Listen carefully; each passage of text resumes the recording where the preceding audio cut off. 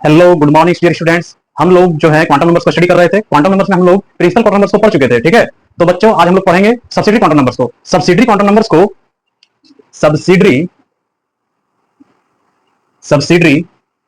Numbers को small L से represent किया जाता है। सब्सिडरी क्वांटम नंबर्स को एक्सप्लेन सब्सिडरी क्वांटम नंबर को एक्सप्लेन सोमरफेल्ड के अनुसार किया गया था। सब्सिडरी क्वांटम नंबर्स को एक्सप्लेन सोमरफेल्ड के अनुसार किया गया था। सोमरफेल्ड ने यह बताया कि किसी भी एटम के न्यूक्लियस के अराउंड ऑर्बिट दो तरह के होते हैं, ठीक है। सोमरफेल्ड के अनुसार यह बताया गया कि किसी भी एटम के न्यूक्लियस के अराउंड ऑर्बिट दो प्रकार के होते हैं। एक होता है सर्कुलर ऑर्बिट, एक होता है आपका सर्कुलर ऑर्बिट, एक होता है आपका पोलर ऑर्बिट, एक आपका होता है पोलर ऑर्बिट, ठीक है बच्चों। तो सर्कुलर ऑर्बिट जो होता है ये डिपेंड करता है एन की वैल्यू पे, ठीक है। और आपकी एन की वैल्यू क्या है? प्रिंसिपल क्वांटम नंबर से, ठीक है। और पोलर ऑर्बिट डिपेंड करता है एन और एल की वैल्यू पे, ठीक है। एन क्या है आपका? प्रिंसिपल क्वांटम नंबर से। एल क्या है आपका? सब्सिडरी क्वांटम नंबर से। बताइए बच्चों। और एल की जो वैल्यू होती है आपकी, एल की जो वैल्यू होती है ये वेरी करती है जीरो से लेकर के एन माइनस एल तक।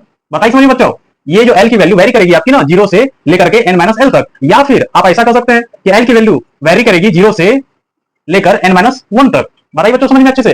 तो अब देखेंगे हम लोग इस ये फॉर्मूले को आपको हमेशा के लिए याद रखना है कि एल की वैल्यू कहां से कहां तक वेरी कर सकती है। बताइए बच्चों समझ में। चलिए सो बच्चे अब हम लोग जानेंगे कि इस फॉर्मूले पर पुट करेंगे हम एन की वैल्यू को, ठीक है। तो ध्यान से देखिएगा बच्चों, ठीक है, कि एल की वैल्यू को कैसे कैसे वेरी कराया जाता है, ठीक है। फॉर्मूला क्या था आपका एल की? एल की फॉर्मूला थी जीरो से लेकर के एन माइनस वन तक। तो बच्चे बात समझिएगा, जब आपका एन की वैल्यू वन होगा, जब आपका एन का वैल्यू वन होगा तो एल की वैल्यू जीरो आती है। बताइए समझ में। और जब आपकी एल की वैल्यू जीरो होगी तो ये बाबू रिप्रेजेंट करता है एस सब सेल को। ये किसको रिप्रेजेंट करता है? एस सब सेल को। और जब आपकी एन की वैल्यू दो होगा तब एल की वैल्यू वेरी करती है जीरो और वन, ठीक है बच्चों। और जब आपकी एन की वैल्यू थ्री होगा तब एल की वैल्यू जो वेरी करती है जीरो वन टू। बताइए बच्चों समझ में। जब एन की वैल्यू वन होगी तो एल की वैल्यू वेरी जीरो होती है, ठीक है, जीरो तक वेरी करती है। और जब आपकी एल की वैल्यू जीरो होगी तब वो एस सबसेल को रिप्रेजेंट करता है। सो बच्चों इसे अच्छे से राइट अप कर लीजिए कि एल की वैल्यू, जब किसी एटम का एल का वैल्यू जीरो होगा तो ये रिप्रेजेंट करता है एस सबसेल को।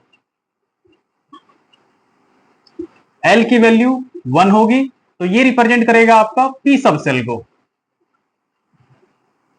जब एल की वैल्यू दो होगी तो ये रिप्रेजेंट करेगा डी सबसेल को। जब एल की वैल्यू थ्री होगा तो ये रिप्रेजेंट करता है एफ सबसेल को। जब एल की वैल्यू फोर होगा तो ये रिप्रेजेंट करेगा जी सबसेल को, जी सबसेल को। तो बच्चे इस बात को ध्यान रखिएगा, ठीक है। अगर इन फर्दर एल की वैल्यू फाइव आ गई, ठीक है, तो आपका सबसेल जो होगा एच सबसेल होगा, ठीक है। लेकिन बच्चे जी एच आई इन फर्दर जे के एल एम एन, बट बच्चों ये बात ध्यान रखिएगा कि जे सबसेल नहीं होता है, ठीक है। इन फर्दर अगर एल की वैल्यू बढ़ गई तो ये जे जो होती है ना ये सबसेल में काउंट नहीं किया जाता है इसे, ठीक है। तो इसे बच्चों राइट ऑफ कीजिए।